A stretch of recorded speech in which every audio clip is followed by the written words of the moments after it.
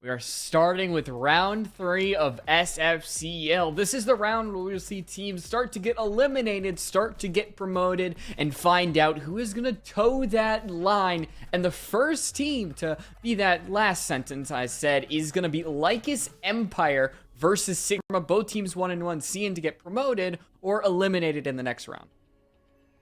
Yeah, it's an interesting matchup here, Light Rose. I quite like 6KARMA as a roster. You know, they're an experienced squad. They were in the LATAM Invitational earlier this year. They were impressive in SCS, a slightly different roster that they're bringing in at this point in time, but they always provide a bit of a show. And Lycus Empire, I think, it's a roster that's really out to prove itself as well here in the sort of T3, T2 scene in general. So it promises to be interesting because it is a solid mid-table matchup with, I think, significant implications for both of the sides.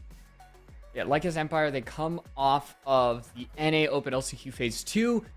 Did not have a fun time. I think we can go into a lot of that later, but 6KARMA you talked about, they have a new roster, but Lycus Empire, they have stayed with their solid roster for what, months now at this point, what they've been trying to do. And interesting to note, as we can kind of go over the rosters, who specifically is in those rosters, I want to mention that Lycus played with Woos in the NA Open Phase 1, going through that open quals, and he was a huge boon to them. He helped them out get through, but as Lycus went on to SFCL, he went on to another team in SFCL, and now Aggro is back, and I have opinions about Woos and about Lycus Empire without him. And I don't want to start off the broadcast like being a hater, being spicy. So I'll save that for a little bit later. That's fair. I mean, look forward to hearing what you have to say on that one. On the other side of the ball, I mean, we talked about, I mentioned 6KARMA. They placed about mid-table in the LATAM Invitational. They were invited based on their global ranking, I want to say. Skimzy, Morphed, Akabil, those were the players that kind of hung around. Pachito and Sako are new pickups, and it's been going all right for them so far. Both of these rosters actually lost 7-3 to Aerial Arise. That was both of their losses, and then funny enough, both of them beat Outlast with a 7-5 for 6KARMA and a 7-3 for Lycus Empire. So very evenly matched. And it's probably not entirely surprising that they're hitting each other in this mid-table battle when you think about those records comparatively. And I'll be honest, I don't know how much I can really draw from it, Lyros. I don't know.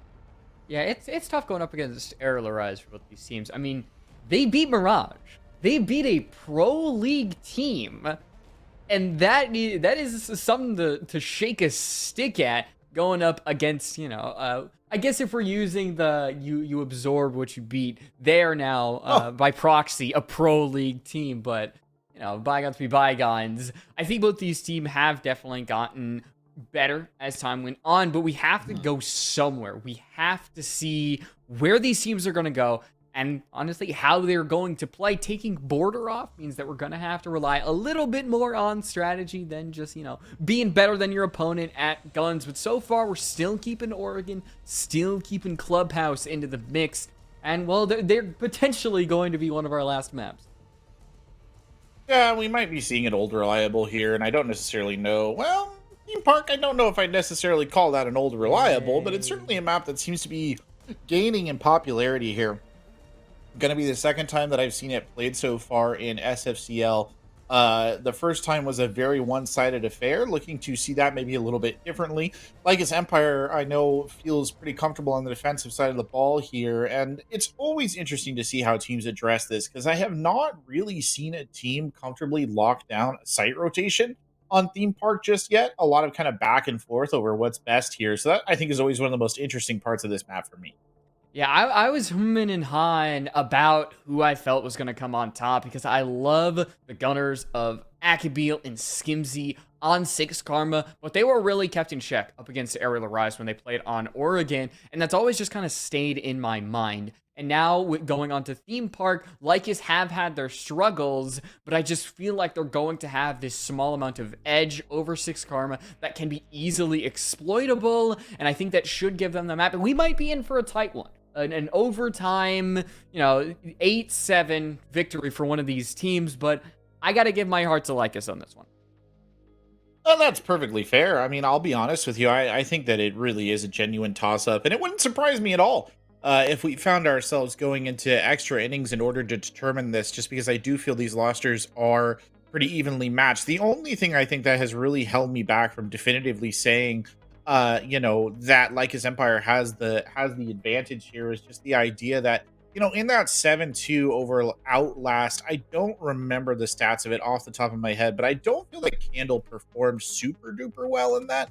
And I feel like enabling Candle is such an important part of the overall game plan for LE that I'm curious to see if they can get that going against what is arguably a more talented opponent here in the form of 6KARMA. But we'll jump straight into the ban phase to get us started here, and let's see who will not be making an appearance here on this theme park.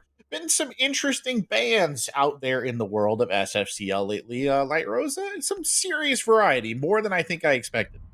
Yeah, and theme park can enable that. It can give you some of those maybe atypical bans. I think Thermite being banned is something you can throw into the mix that feels a little Ooh, viable. It's kind of crazy. I interesting. don't think we're gonna see it, but Thermite could be a genuine ban that will make it harder for the defense. And if you know your way kind of around how to open these doors, and well, you have some way to really work around that. But Dekebi, Thatcher, those are pretty typical bans, and I expect the defense to follow suit. Potentially a Mira, Valkyrie.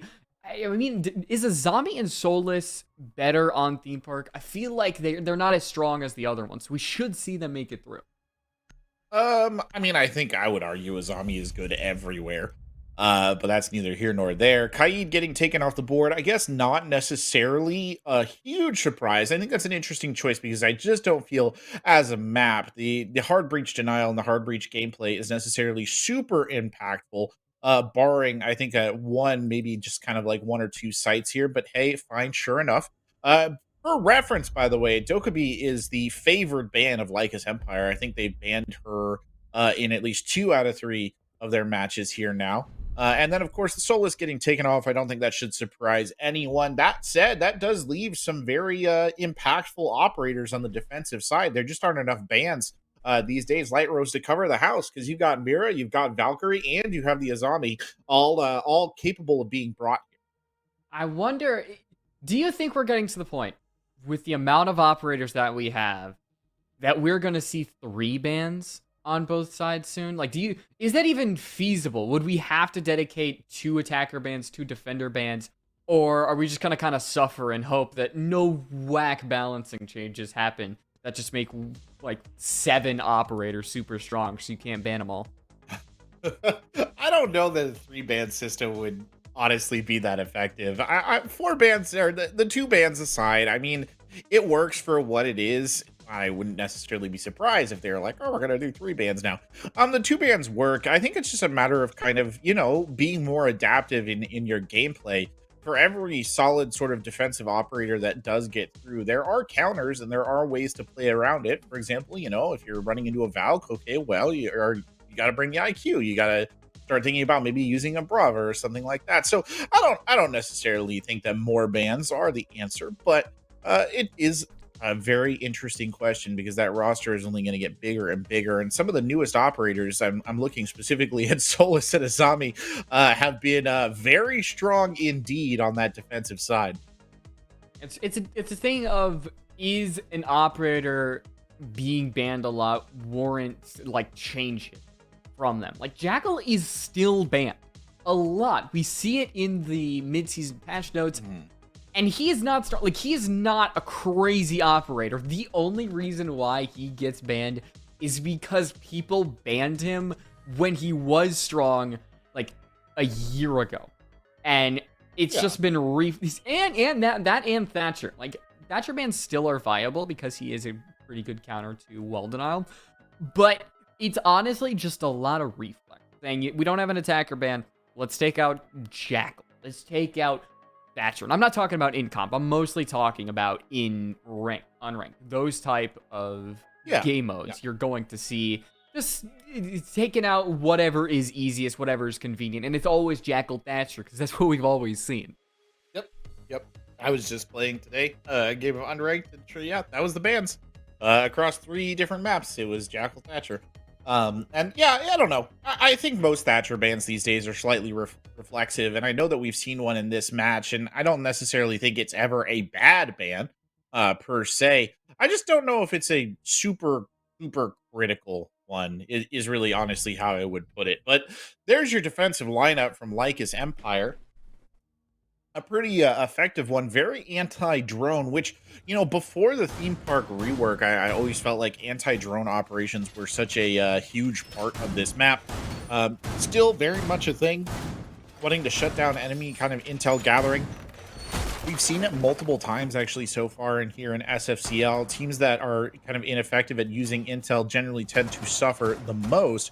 Interesting that they're still using Brios here on the mute as kind of the bargain barrel hard breach denial operator that he is no more. But always an interesting choice for me to see a mute employed in that function, especially on a site with as much wall to cover as this throne room site.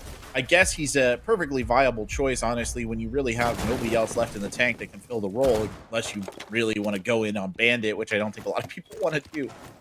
I mean, yeah, especially with Mute, the change to his radius, which happened like 3 seasons ago. Ace and Habana get a little bit more powerful with that because they can throw their charges onto the top right, top left, and get a hole in sight.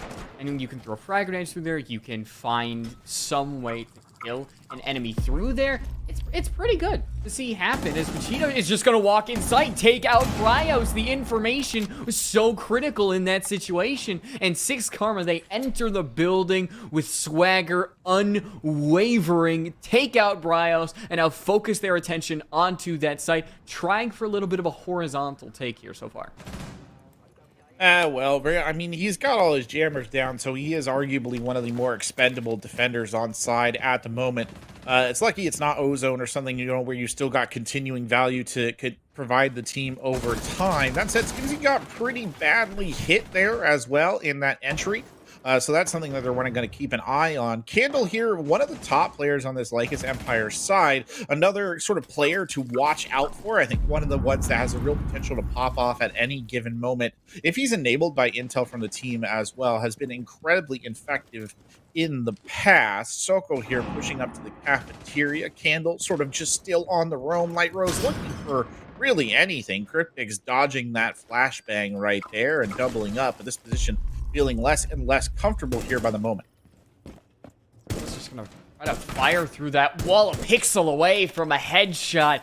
That would have been a shot and a half, but instead having to reload, having to recoup in this cafe. The 6KARMA, they have a man count lead as our Aki Peel runs by yellow stairs, potentially a frag grenade in hand. They were seeming to be running for their life, but they end up laying with their death on their back. Soko is just going to fire through the wall again, deals more damage to Cryptics, but Lycus Empire are not wavering. It is still a 4v4. They still have a lot of players left alive and good map control, and now officially that man count is on their side.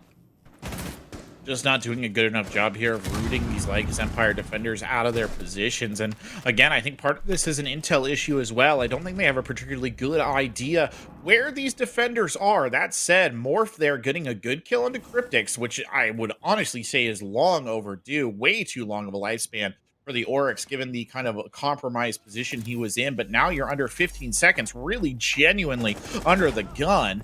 Skimsy here running out the on a drone. Sako getting in on the action again, picks up one more. You're running out of time and you're running out of room. Morph has to get into a position where they can get the plant down with only 3 seconds. Candle probably just saved the day right there by clipping his wings before he could get in and start a plant. And a bit of a rough start here for 6KARMA, though I'm not going to go on a limb and say it was a particularly spectacular round from Lycus Empire either. It was that last play trying to run through the breach was a desperation play. It wasn't one of, I'm going to be sneaky. I'm going to get into the site, try a plant down. It was there's 6 seconds left. We have no site control. Maybe something crazy will happen. So it's pretty predictable from Lycus. Everything just really went their way. Even though they were that first death, Brios had no chance to respond to anything. The patience from the defense in that first round was really nice. They kept control of that top floor, which is very big on the Armory Throne side. You keep top floor control, you will keep that site unless you just have nobody on the site itself, which they had. Were able to keep control of everything, and 6KARMA just did not work with the haste that they really needed to throughout the entire thing, especially after getting that first kill. Going on to the second round, going to office initiation, have to focus more on that second floor now. We'll have to see if it warrants a victory. Yeah, I think it's probably, again, this is where I start to get interested in site rotations on this map, but I guess this is a perfectly logical and sort of sensible site rotation. I like the defensive setup here. You've got the Azami in that adds just a lot of sort of staying power, just a very overall good, well-rounded defensive operator. On the other side of the ball, I like a lot of what they're bringing in here, too. The Roteros alone, I think, are going to be an absolute menace, because if you look over on the side of LE, they haven't actually brought any drone denial at all. Very different from last round, so I don't think they have any sort of reliable defense against what Sako can bring to bear, which then, of course, turns the duty there of the Flores into more of a, okay, well, how are we going to use these efficiently and responsibly? I guess the answer is by blowing open a hatch on the top floor, but sometimes that's just what you got to do. Still got 3 more of them in the tank here. Skimzy looks perhaps to lead the way with the Gemini clone and just get a better idea of what's happening down here. You can see the spacebar was trying to be pressed, trying to get that range, but the coverage from Cryptix is too strong. In that situation, down from where? Is that from Skimzy, who's in control? Don't know for sure, but the frag grenade being prepped and thrown will allow Ozone to sneak on by, get the refrag for their downed friend, but it's a 2v4. 6KARMA have the lead and have a lot of what they need in this situation. For Lycus, there is nobody inside of the site. Candle is in cash, Bryos is in armory, and 6KARMA, they have to take the site now. They're keeping Bryos in check, but Candle Peaks gets a kill onto Soko all the way in cash and is now using that talent shield, Korbeck, against the attack. Cryptix will fade away eventually as he just gets closer and closer to death. But as the peek from Akabil goes in, the revive could happen. Is it 3? No! It's only 2, and that allows 6KARMA to scrape by on their second round and win office initiation. I think 6KARMA is lucky to get away with that one, to be honest. And again, you know, this harkens back to what I was talking about in round 1, which was just the intel point. Really don't think that Candle should have been able to get that positioning on them the way that they did. Sort of sneaking up around by that Talon shield, getting that shot past kind of Dragon. It's just ridiculous. Like, you should, if you're going to put a Talon shield there, you should at least have a drone or something in that area, because that obviously has been identified by you as a critical juncture to hold. And then suddenly, you know, Amira is just kind of walking up and taking that Vector in at long range and making hay with it. But still, I guess 6KARMA, they managed to wrench it around, but I think they probably made that a little bit more difficult on themselves than it needed to be. At least they had decent trade game across round number 2 there, Light Rose, so they could do some work. But looking ahead now to the next bomb site, they'll go for kind of the mid site. Always interesting to see if teams will take this or if they'll go down to lab. I am eternally stuck in this, eternally, I should say, stuck in the struggle of which one of those is a better site. But again, no real drone denial operators here on the board, which should indicate that Sako, again, with the Ratero, should be able to get some relative value. I mean, that said, last round, Light Rose, they didn't really take full advantage of that for util destruction. Maybe they'll change their pace here with 2 shields on the board. I'm starting to see a little bit of a pattern with 6KARMA. They were a very fast team in that first game, kept that pace up in the second round, but now we're seeing a little bit slower game from them, a lot more patience, and I think it's dialed up way too high. Like, they're being so slow, and it's really hurting. Like, they had a 2v4 in that situation and did not take the site. Everyone was clustered around control, and that really started to hurt them. Akabil doing a little bit of the opposite of what I said. Candle is going to peek at Nook, who shot the cam, and that was their undoing. Korbeck, Akabil gets dropped by the Warden, who's walking into cash, looking for more, and now that is the first entry from Lycus, who are looking to find more on the board. Well, 6KARMA has to feel a little frustrated right there. Candle only making it worse, taking out Skimsy, and Candle is on their game tonight, 6-1 overall on the back of that last kill. So really feeling themselves, and this is what I was talking about, such a pop-off potential on that player, sort of stifling this entire 6KARMA attack. And again, we'll see a little bit of the adaptability of 6KARMA being tested here. How well can they function in what is admittedly a very difficult situation? They didn't even trade any health bar damage despite these two losses, and that just makes this even more incredibly difficult. A couple of phantom pings coming in right there. They don't act fast enough, so Morph is able to get an opening before forcing aggro back just a little bit. But still, there's plenty of positions they're going to have to root through here, Light Rose, before they can actually get anything viable going in terms of an attack. And we're able to get a small hole through the reinforced wall, which I think is the big part. It's going to be plugged up by those Kiba barriers, but 6KARMA, they're still going against the time here. It's less than a minute left, and they are going to force aggro back. That's Cheeto on the Ash, able to look down that hallway, but nobody on Lycus should peek, and that is the right option. They have control, they have time, they have everything they need, and now the smoke is just going to double down on that. Everything is Lycus in this situation, and 6KARMA are going to have to pull something out of their satchel to help them in this victory. As with Candle on back in upper arcade is providing a lot.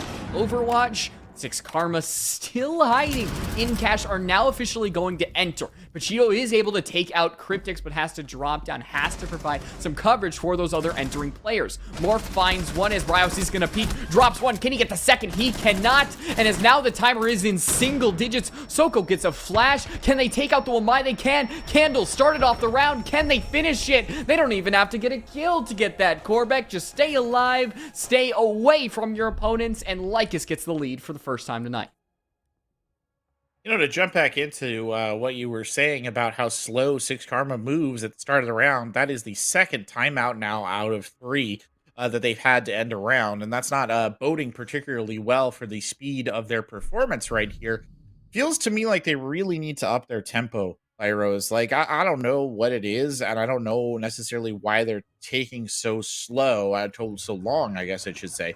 I'm going to pay a little bit more close attention to exactly kind of the stages that they're going through here on these attacks, but they've got to pick up speed somewhere in this mix. It's not as if they don't have the tools in place to make these fast attacks. They just don't seem to really be hitting a timetable that works for them.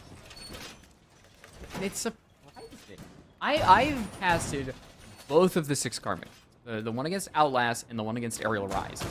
And one thing that we always harped on with this team was their speed, how that can go against them. And we're seeing nothing of the sort. No speed, and still that's coming to hurt them. They have to pick it up somewhere. Have to get... I mean, a 4-2 isn't very desirable, but I think getting that here up against this team... 6KARMA should pick it up on the defense, even if they go 4-2. It's just about getting that second round.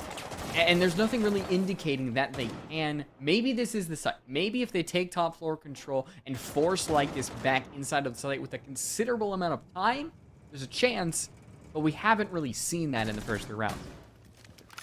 Yeah, fair play. And I don't think, 6KARMA should struggle necessarily to pick up another round. I think it's well within their wheelhouse to be able to do it. It's just a can they, I guess, more than a will they. Anyway, Soko here, beginning the entry. Aki Beal will drop down on the outside edge there as well and start setting up for a more elevated attack. You've got him going in both horizontally and vertically here, just trying to close down space. Good bit of drone work right there. Brios has been pinged out early on, or at least figured out early on, a sort of desperate nitro cell thrown, and getting shot from the window as well. So they are very much hunting down that smoke player right now to the best of their ability, before rotating it kind of across the board here and maybe reshifting things to a little bit more of a vertical attack level. That said, Morph is going straight in for it. Going to go ahead and blow a wall into throne room. And did it not go off? That's a little bit surprising. Got impact. Oh, I didn't see the denial there from Aggro. I didn't see him move into position. So yeah, sure enough, Aggro doing a good job holding it off right there. And Is Aggro the only defender on site right now? I'm beginning to think that they might be.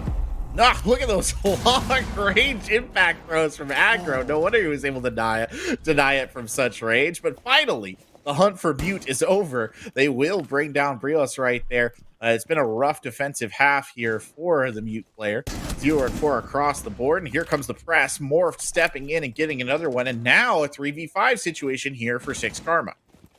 Brios hasn't had a great map so far, but you know who has? Candle. They have to be the one to really turn this around as Cryptic gets it started for Lycus, but Soko with the small hole through that soft wall is going to find a refrag, and there is nowhere for Cryptics to go, and that's the round that you and I talked about that 6KARMA needed, and they played it very well, but it felt like Lycus didn't really have... They bent a lot, and they eventually broke, and 6KARMA were just able to play a little bit of force, and then eventually... They got their round. As we push over to office initiation, this was the round that 6KARMA got, but my, oh my, they almost blew it. To kind of look at 6KARMA and what happened right there, first of all, I do want to say I do think 6KARMA was a lot more efficient with their time management on that last round. They very clearly had a plan. They very clearly pushed for it. I will say, though, I think they were enabled a little bit by Lycus Empire's defensive setup. Lycus Empire playing that very kind of off-site defense, really spread out to various corners of the map. The obvious goal right there, right, was to get their roamers engaged early on to find opportunistic kills and to sort of slow the pacing here of the 6KARMA attack back down to levels that felt more comfortable. And I think when you spread yourself that thin, you always run into the vulnerability of what essentially happened, which was just, you know, Morph punched a hole right through, didn't even care. And then suddenly, if you don't get those roamers back in quick fashion, you've just got a bunch of isolated individuals not near the bomb site who the tables are kind of turned on. So that's my sort of like rough assessment, I think, of what went down right there. That said, I mean, Lycus Empire still feels like they're kind of in the driver's seat of this match, but they've got to be very, a little bit more careful, I think, about their own timing in terms of when they want to bring people back to roost. And still no drone defense here against these Roteros for a lot of these rounds, which is allowing a lot of value for Soko on the Flores. This round is very flimsy. 6KARMA can take back this lead, take away the momentum, all the air in the room that Lycus has gained so far. Brios is holding down Cafe with that Kiva barrier that goes out. Oh my goodness! A little one tap. Put that on a montage. Akibeel goes down. Brios just takes a small amount of damage from that. And Soko ends up killing Skimzy while trying to get Brios. Put it on Twitter. I know, Serena, you're watching this. That is one for the Twitter. It was a beautifully done thing right there as Soko tries around the corner. Here comes Candle, shoots him in the hand. Soko, though, trying to save the day, won't find it. Out comes the Deagle right there for 2 kills. Soko and Pachito both down. Morph now coming in, has no idea, didn't check the corner. And Ozone gets one of the easiest kills of his entire R6 career right there, just hiding in the side of the room. And Lycus Empire officially back on top in more ways than one there because the gameplay was immaculate. Okay, that's the 6KARMA I'm used to. That is what I expect. Less about the result. Lycus Empire were able to match them, but that is more the pace that 6KARMA is used to, would usually bring to the attack. I just don't think they were ready for a lot of what 6KARMA, or excuse me, what Lycus actually brought to the table in that situation. As we head over here, see a lot similar attackers, especially with that Miro, with that smoke, a lot of holding down key choke points. It's what you would expect from this Storm's area. This is 6KARMA's last chance to find an equalizer, really take away everything that Lycus has built, because I think if we do end up at 3-3, that's a 6KARMA victory. Lycus has built so much over the course of this half that if they don't end up with a 4-2, it's going to feel like a disappointment. That's an interesting prospect. I agree. I mean, as the defender, right, 4-2 is the sweet spot, in my opinion. Anything more than that is icing on the cake. Anything less is a bit disappointing. But I do think that there's a fair chance that when 6KARMA gets the defensive turn, they'll have the strong advantage. I wouldn't rule Lycus Empire out on the attack necessarily just yet. I really appreciate on that last round in particular how aggressive Lycus Empire was, especially Candle, right? Just kind of grabbing them by the belt there, holding on really tight, getting those aggro kills, and sort of forcing 6KARMA to play at the tempo that was being set by Lycus Empire. And I think it's very discombobulating, especially for a team that's already kind of going sort of slow when they try to pick up the pace and suddenly their opponents just match them. That makes things very difficult indeed, but we are, I think, by the way, back to more of that slow tempo here from 6KARMA because they're definitely taking their time on this one. Yeah, well, last time we saw somebody enter the building very quickly, it was Bryos getting taken out without anything to really do about it. The drones are sending through Cafe. It's being sent through Cafe with Bryos finding at least one kill on the board. Can they get their second? No. It's Soko who continues to detriment Bryos KD on this map. They trade some damage for it, but taking out a key player in that key position is going to be worth everything. It's just about now aggressing from that catch side, maybe putting in a little bit more pressure if the pinch is the go-to play, but it seems like it's an all-out horde coming from that western side. But if they don't execute it well, it is going to be a bloodbath for this attacking team, but one less defender might make it a tad easier. It might indeed. Been very positive so far for 6KARMA, building towards that 3-3 that you said you were kind of dreading, but then Candle turns it right back around. And again, that's that aggressive play I was talking about. Unfortunately, looks left, and he should have looked right there, and that allows Pachito to slip in and get the kill. Turns it into a 2-3 here between Cryptix and Ozone versus Morph, Pachito, and Skimzy. Little bit of a health disadvantage on the side of Cryptix, but he should, I think, be all right overall. There comes the smoke canister, the last smoke canister that Cryptix has with about 40 seconds left on the clock. Ozone stepping up, but Morph finds the kill onto Cryptix. That could be the death knell here for the Lycus Empire defense. Ozone trying to keep it alive, finds one. He suffered mightily for that kill. A lot of health lost and has no idea where Morphed is. I think Ozone is being followed relatively well right there. And there's Morphed again. The Nook coming in clutch. Just rolls around the corner and finishes him off. And there is that 3-3 that 6KARMA was looking for. You're giving them too much. They're going to take that inch and make it a mile. Lycus. It's 3-3. They get to go to Armory Throne Room, which if they hold down that top floor, talked about it, very hard for the attack to actually win that site, and I think that they can do that. This team plays very roam heavy, very in your face, especially on the defense. You could do that so much more on that side compared to the attack, and how Lycus responds to it is going to determine, I think, how this entire map is going to go. Can they match 6KARMA for their aggression? Can they win out the gunfights? Or is it just going to be sitting back and waiting for 6KARMA to eventually take their lead, take their entire map? As this is a pretty pivotal map. Orbit going up to promotion versus going down to relegation, or not relegation, a chance at getting eliminated. I've been watching too much Ted Lasso. They're talking about relegation so much. You want to make sure that you stay the top dog, which is another Ted Lasso reference. I gotta stop. Look, I'm going through the entire series to watch with my girlfriend. Very heartwarming stuff. Good for the soul. But we'll see how heartwarming this is going to be here for Lycus Empire. I mean, I don't feel like I have a particularly good baseline for feeling out 6KARMA on the defense. Certainly not necessarily on Theme Park. And it's, again, I don't think just the side swap, as much as we want to give him credit, is sort of a definitive, guaranteed, okay, you have all the advantage now. And, ooh, brave try, Skimzy. Unfortunately, the guy you're looking for is on a different rappel. And that is going to hand Skimzy all the way back. He's not going to want to stay up there. And that, I think, is really actually going to take a dent here out of their coverage. I like the transition down to the horizontal, but I think they droned him almost immediately. He'll get back up to the next level and try for a different angle. And at the very least, Skimzy is wasting time, but here's aggro setting up a potentially very deadly cutoff on this Nook. No. That can't be true. There can't be no one inside the site to take out aggro. There is no one inside the site.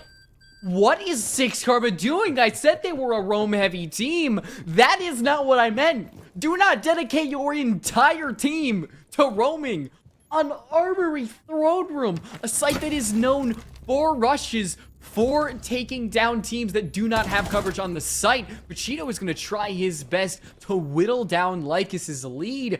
But 6KARMA are feeling their mistake right now. Corbeck, they're down 2 players, down site control, and now have to fight their way back. They are essentially cosplaying attackers in this scenario, but Pachito is able to find one. Can he get coverage from Morph? But Aggro peeks, gets his first goal, gets his second, and now Lycus, they take what they feel is rightfully theirs in this round and move forward with the lead again.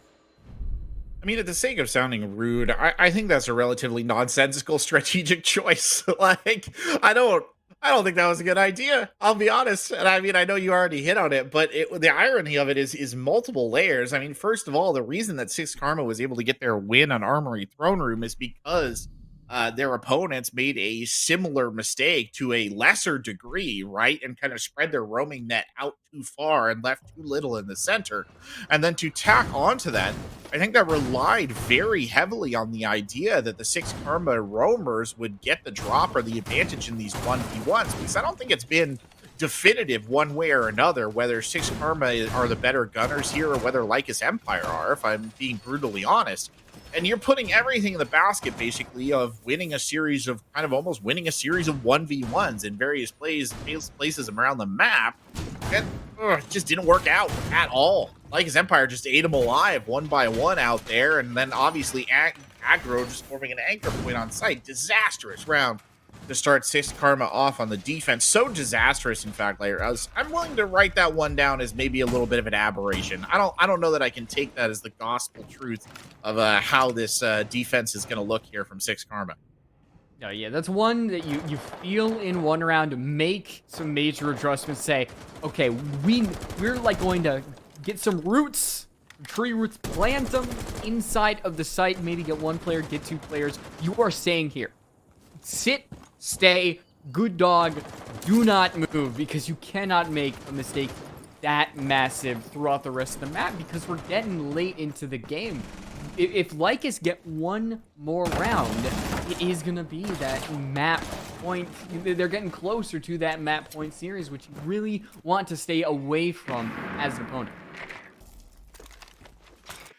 Right, and boy, I think that 6KARMA, you just shake that off, right? Shake that off. It's okay. Yeah, everybody makes mistakes. You're back on the ball. You're on a different bomb site. You can play this a little bit differently. And hey, presto, they're doing something very similar here. They've got nobody home on the second bomb site they're playing, even though it's just been, I mean, I guess it's less bad. Yeah, it's less bad on this bomb site because it's a little bit harder to get to. But, like, I feel like the lesson was illustrated last map, like last site. I don't know if you just kind of don't pay attention to that. They didn't even have anybody really in the general area. As Skimzy waits very patiently here for somebody to walk into the gun site. Ozone getting taken out early by Cheeto, and that's exactly what they needed here on the side of 6KARMA. Lighten the load just a little bit. Jumps out and goes for the kill through the Gemini. You love to see it. That's Candle making another unfortunate boo-boo right there. Skimzy getting the better of the other team's gunner. Akabil getting in on the action as well. Finds 1 more, and like his Empire, the wheels come across off the attack here. Brios the only one left alive in the 1v4. And, well, I think you're just playing for pride at this point in time here, Light Rose. I don't know what more else you could do.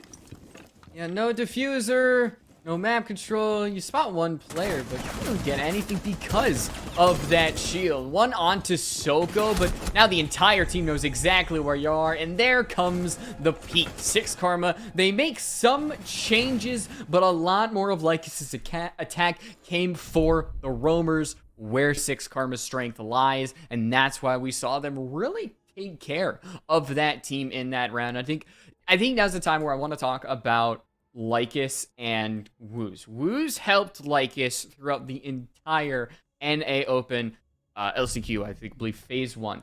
He is now on another team, and Lycus have had aggro back. And I think Wooz is an amazing player. Wooz is right now one of my favorite players to watch in T3. It's kind of like what Hat was in T2. Now he's in Pro League. Wooz is a little bit like that. Very good, very mechanically skilled, and Lycus really used that. There was a lot of clips that Wooz was the star of, but now that they don't have him, I think they're lacking a little. Handle is great in his own right, but Wooz has that special sauce to him that it felt like they missed when they went up against, I believe it was GGG in their most recent matchup of the Phase 2 NA Open. They just haven't really been the same since. I think a win against 6KARMA and a defiant win at that could really bounce them back, but it feels like they're missing something in my heart, and I really want to see it back. And I don't think that's necessarily an unfair assessment. And if you look at the comparison between the two teams here, right, Lycus Empire and 6KARMA, Morph and Pachito are both on 10 and 10 right now, or not 10 and 10, both on 10 kills right now. You look over on the side of Lycus Empire, and really the only standout is Candle, right, who is, like you said, good in their own way, but you do feel like they're kind of missing that other piece, right, in that fragging setup. Just somebody who's almost there or in the same kind of ballpark would be, I think, very useful for this side, but it's not what they've got, so they've got to work with what they have and beginning their attack here by, again, once more trying to establish a little bit of vertical control. Look to those hatches. Do love this positioning that's coming down here out of Cryptics, just sort of kind of trying to pull defenders away on the low ground. And once more, you see Pachito kind of pressing outwards with this smoke, trying to play that a little bit more aggressively rather than staying close to home and playing the traditional anchor role. So far in this game, we have not seen a team take more than one round. It's always been trading between each other. I think they just barely missed. I think they barely missed each other. Aggro and Skimzy. That Nook has been so sneaky this entire game. Whether it's been Lycus, whether it's been 6KARMA, she's always just made her way on to very close to the site. But Bryos taking out Soko gives Lycus the potential boon they need to go for this execution. But it's a couple kills from the side of 6KARMA. Pachito and Akabil, one is traded out by Ozone. But right now, this round really is on a razor's edge. One kill can tip it one way or the other. Yeah, right here in the middle, about 1 minute left. Cryptics is pushing up yet again. And this is all very tight. You do get the feeling that it's only going to take one small mistake by either of these sides to sort of tip the balance definitively one way or the other. Lycus Empire are a little spread out from one another, and I think that's a dangerous thing right here, because the only thing that could really make up for some sort of mistake is a fast and a rapid trade response. And I just don't think they're in a position to do that. The time crunch is getting real here too, as well, Light Rose. I mean, they're down to about 30 seconds right now, and they're not really in a good position to make an assault on the bomb site. No, they don't have Sledge. They don't have a Buck. They have Cryptics breach charges, which cover a very small portion of the site. And I think somebody is breakdancing. They're on a treadmill up on that second floor. It might have been Cryptics, but they've broken free from their slumber and now can focus on that first side. Akabil goes down, and 6KARMA, they have to hold down the site with map control. Morphed in the corner, finds one, and Ozone remains and has nothing to say about the current situation at hand because 6KARMA hold down the site with not a lot of vertical coming from the attack, and that's expected. They just got shut down up on that top floor and couldn't adjust with how much time was left. It took them too long, I think, to establish the vertical control. I genuinely think it took them too long to set that up. And the problem is, I mean, when you take that long and then you're losing operators the entire time, you're bleeding lives. And the whole point of getting vertical control is that you can push defenders into positions that make it uncomfortable. You can get kills, right? You can disrupt the defense most effectively, but it all requires you to have time to do that. So if you're going to be really slow in your pacing, all that going for vertical control, if you're not moving fast enough, does for you is make it harder for you to get back to the bomb site and finish the job, right? And that's exactly what happened right there. And you could tell that they were pressured because of the way that they entered the site. 6KARMA, I mean, it's just a man hiding in a corner. It's not like they were running some elaborate defensive strategy. They just got a dude waiting around one side, and if you look right, you get shot in the back of the head, and that's exactly what happened. So rough. That was a rough round for like Empire. I think they can do better, honestly, and hopefully. The sincere hope would be, if you're an LE fan, they'll take advantage of this round, just kind of get a bounce back right here. But Skimzy has just been hunting for one of these early round kills this entire time, and if he gets one, really going to set things up poorly. Fortunately there for LE, he just can't seem to quite do it every time he tries. It never really works out. My heart skips a beat when I see that run out.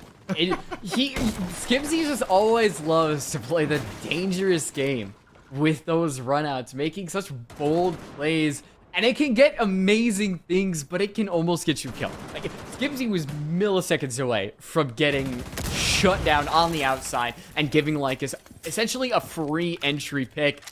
But that's why I love watching 6KARMA. They just do so not careful things. Like, they throw all that caution out the window in certain scenarios and just do what they can. Do what they do best, which is play a little crazy, and some teams can adapt to that, some teams can't. Lycus, I don't know if they're just feeling the Neutron style right now, but 6KARMA have gotten 2 rounds in a row. They broke that pattern that I talked about, and if they can continue, get 3, then well, it is going to be Lycus. Their feet up against the burner. Morph goes down as the sneaky Nook rears her head once again, with Bryos finding one in this second half. He has really gotten something. And now 6KARMA, yeah, I don't understand how Pachito did not get that kill, but it's just going to make 6KARMA feel a lot more worse in this round. Yeah, the pressure is real now. It's going to be really hard for, I mean, you know, if anyone can do it, it's going to be probably one of the guys who can make this turn around, but it's going to be really rough. The only advantage really going for the Oryx here is I think they have very little tracking of where he is right now. Skimzy can basically jump out from around the corner. There's Brios actually pulling up the gun because he hears the noise, and, well, the game's up here for Skimzy. Too many bullets, not enough targets. That'll be 1 kill and an immediate trade, and Lycus Empire keeping it even. Oh my, they're just going back and forth here on this theme park. I love it. I love to see the back and forth between these two teams. We're guaranteed max regulation. We have to go into overtime. I don't want to jinx it. I want to go into overtime. I want to see these two teams get pushed to their very best in this situation. Even though this isn't a very high stakes game, we're not seeing who gets eliminated. We're not seeing who gets promoted. This isn't playoffs. We're still in the middle of the entire Swiss stage. But you can see these two teams are battling for who will be the better team as well. Because that's essentially what you're doing in a lot of these games. You're figuring out who is the better team, and you can use that measurement going forward. People can use that to measure you against different teams, and I think these 6KARMA is a great comparison for Lycus Empire and vice versa. And you and I talked about, we didn't really know who would come out on top. We could make our predictions, but only the game will actually tell. And both of these teams really vying for it. You could feel the adrenaline surging through their keyboard and mice. Yes. Feel the adrenaline surging through me. What happened there? I don't know. Fire. Fire is what happened. Fire burn. Happens to the best of us. It's man's greatest friend and his greatest foe. Fire. Anyway. Oh, look, it's Skimzy trying to get an early kill again. No luck that time. We'll be back when Skimzy tries to get an early kill at its regular scheduled time, which is the beginning of round 12. You might actually pull it off that time. No luck again. It's just the dice are not in his favor right now. He's tried so many times. Road work coming in right there, and aggro eats the roamer alive. You hate to see it if you're on the side. Oh, that was rough. You hate to see it if you're a 6KARMA fan. You really do. Just caught him looking right there, and that's gonna set things in a bit of an ugly position here from the start. I mean, I'm not saying Skimzy kind of deserved it, but he finally gets punished for playing like been playing fast and loose for a lot of rounds. Ooh, Speaking of, wow. Yeah, no, that was kind of threading the needle with Bryos. So you make sure aggro's kill doesn't have too monumentous of an impact, but now that Candle has gotten that kill onto the player inside of control, I guess Soko just did not back off. That was the one problem. We can see another engagement that has to go 6KARMA's way. Aggro finds 2 kills. Is going to prep a frag grenade, and Morph might not be long for this world, but they back up just in time for that frag grenade to blow up, and now they actually retreat back to their friend, Pacheeto. The best situation right now is camaraderie. 6KARMA needs to rely on each other. You cannot really rely on refrags because you are down in man count, when sometimes that's really all the thing you can rely on. Still looking for potentially one more kill, and it comes from Akabil's gun. You hate to lose Candle at this stage in the round in such a close match as well. Could be a lot worse. Akabil here playing off of the windows, leaning out of the break room. Gets another one. Ozone, though, levels it back up. Now Aggro back into the action, and this Nook of Aggro has been a demon here for this 6KARMA side. They are just not able to exercise whatever Aggro has summoned up. 2-1, 40 seconds left in the round.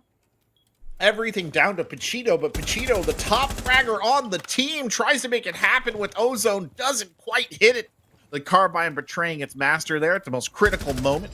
Rolls around the corner again, and okay, Ozone, how did you not know you got shot, buddy? That's the only thing. It's not like you had to get that down. Now a very tense 1v1 here. The top fragger versus the resurgent Aggro. Who's going to emerge here on top? Hell Present popping out right there, rolling around. They're both guessing, checking. Nobody can quite seem to find exactly what they want. Pacheeto trying to bait off the diffuser a couple of times, and it's a head-to-head, and Pacheeto wins it out for 6KARMA and pushes them on to match point. What a clutch right there.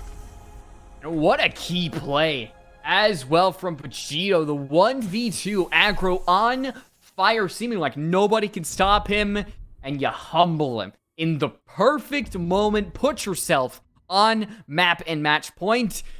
And it's Lycus. Their backs are up against the wall, and they have to attack Armory Throne Room. And that's with an asterisk, because that is implying 6KARMA are actually on the site itself.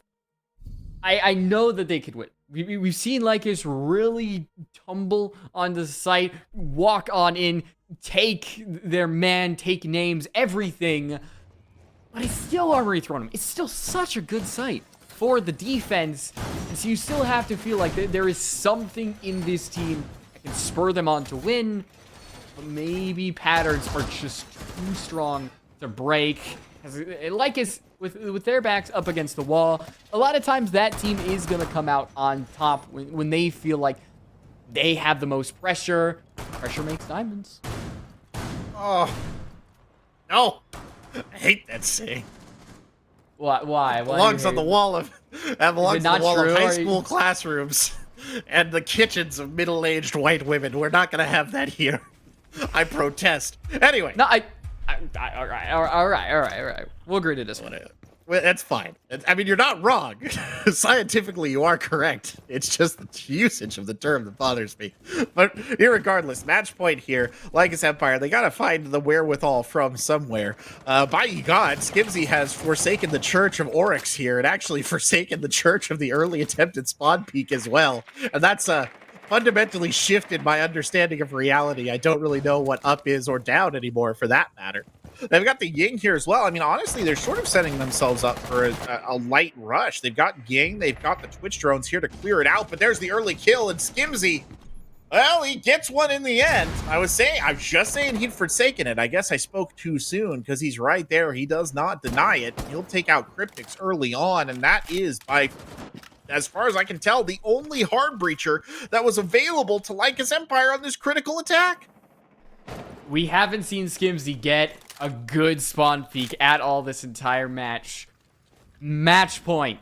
The only hard breach on Armory, Throne, and Skimzy finally strikes. It feels poetic. It feels like it was written in a script.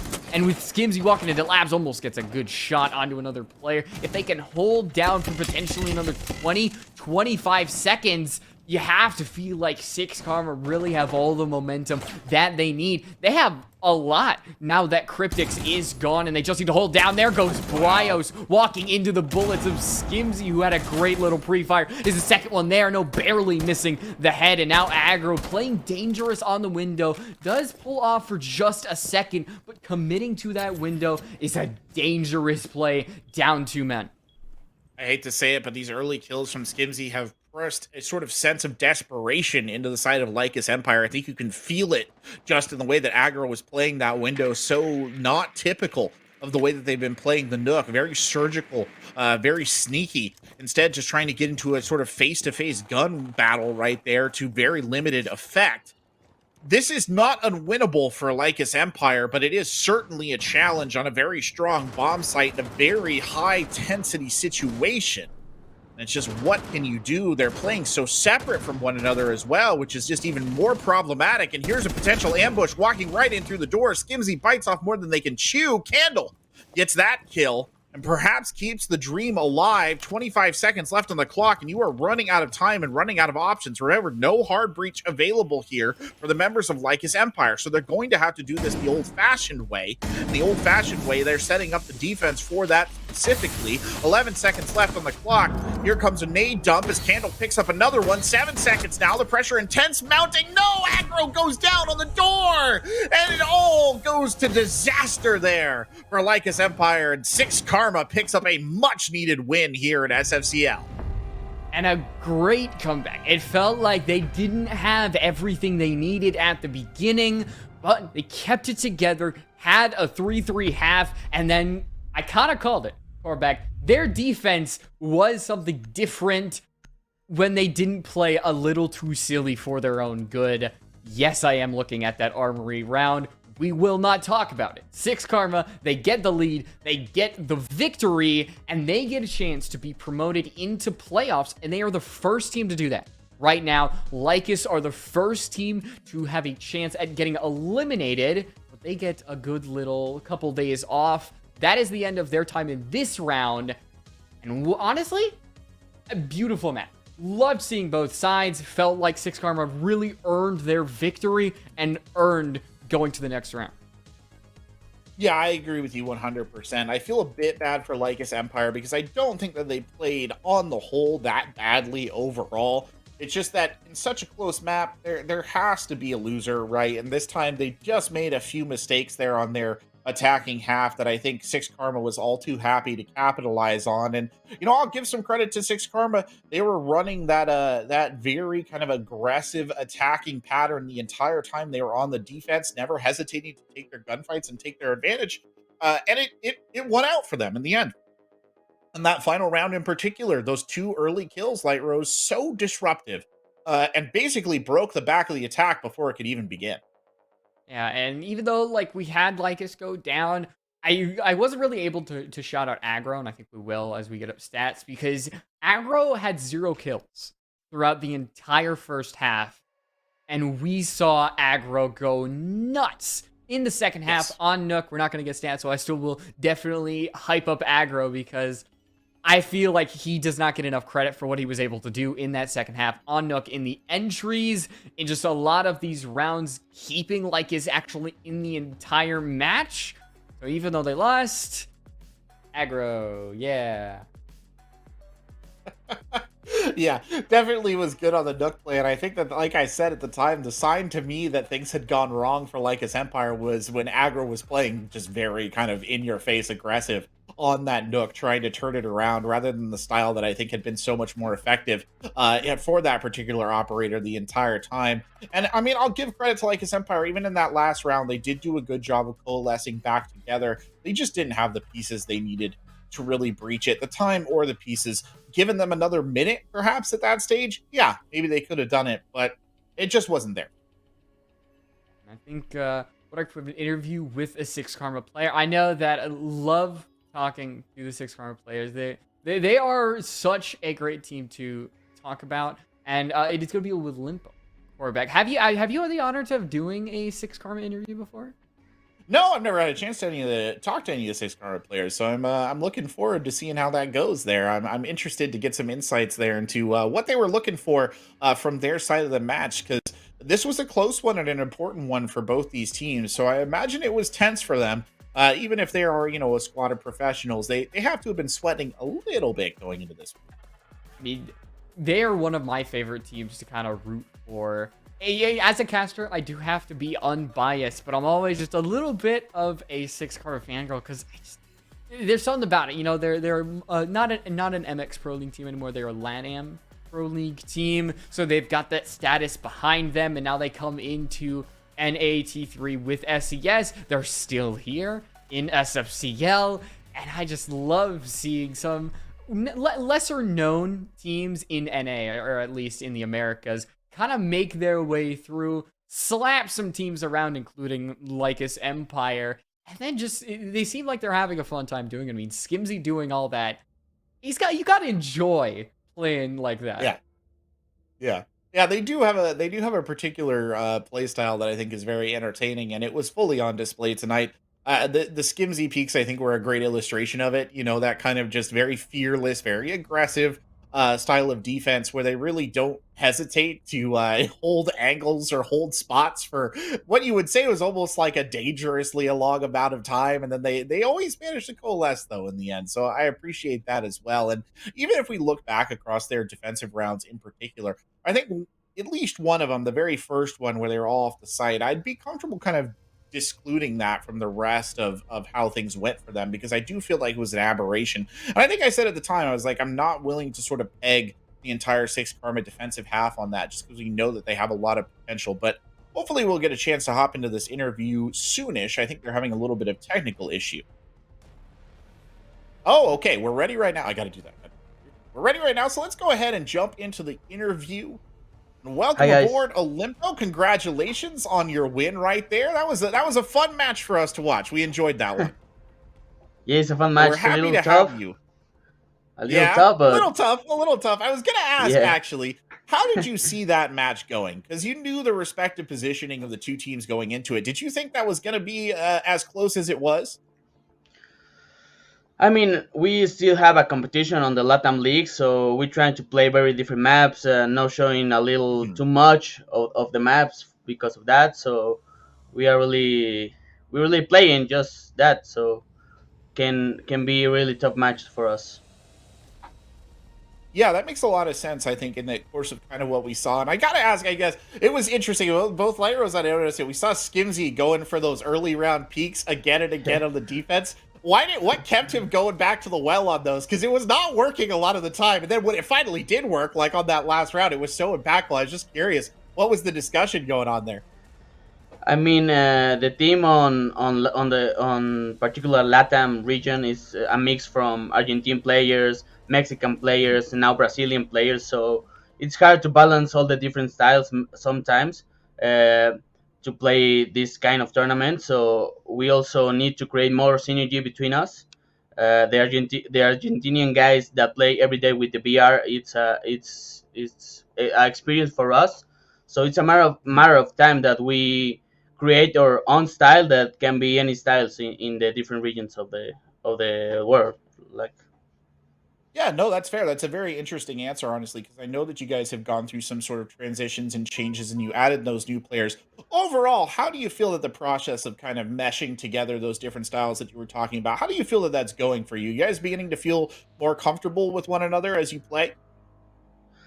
I mean, I think for us it's gonna take time because, like I said, all the different styles that merge together, we have to create like a synergy between all the styles and create our own style. So we last week against Ariel Rise, it's a really good team.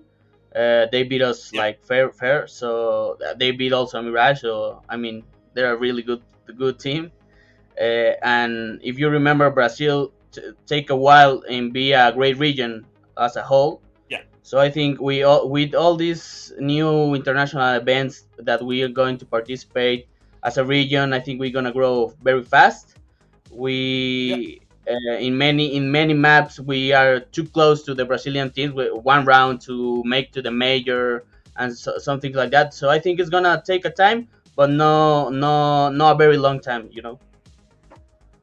Yeah, I think it's a journey we're all looking forward to watch, because I do love seeing you guys play. I know a lot of people love seeing you guys come up here and kick some butt, and it's always very entertaining from our end. I guess just a last question for you. A close match, Lycus Empire, they were playing pretty hard. I could tell you guys were invested in it. You mentioned that this was maybe a little bit out of your wheelhouse. You're trying to change things up. at the end of the day, what do you think that the main difference factor was here? Like, what pushed you over the edge of this razor thin margin? I think that our gunfights are pretty good. So I think when all the other things that have a little rough, we always depends on the gunfights. So I think the players that we have are really good. So they always have the clutch factor. The clutch factor. That's right. It was on display tonight. That's for sure. Well, last chance. Anybody you want to shout out? Anybody you want to highlight for their performance here tonight? I'll go ahead and give you the floor. I mean, we shout out all the guys on the team. They play really hard, and we are screaming a lot. So shout out to them and the staff also. All right, fair enough. Thank you so much for your time, Olimpo. I look forward to watching you 6K boys continue to work it out here. It's always a pleasure. A pleasure to us also. Thank you. That's a really interesting thing to consider, Corbeck, how the different styles of play throughout different countries as well mesh with each other. That's something you don't really think about. But coming in with 6KARMA, man, if they start to synergize, they look a little scary. Yeah, and I think it puts a lot of things that when you and I were kind of questioning certain decisions, or we were looking at things and we're like, oh, I don't know why they were doing that. That actually probably explains a lot, I think, looking at it from that perspective. So some very interesting insight into what's going over there in the 6KARMA camp. But that's going to do it for us here tonight on SFCL. We hope you kind of enjoyed jumping into this Monday night match, a little bit out of the pocket right there, but enjoyable nonetheless. Some good siege for you. I've been Corbeck. This has been Light Rose. Big thank you to all our staff here at SFCL for driving it forward. And of course, from all of us here at the tournament, thank you so much for watching and have a wonderful evening.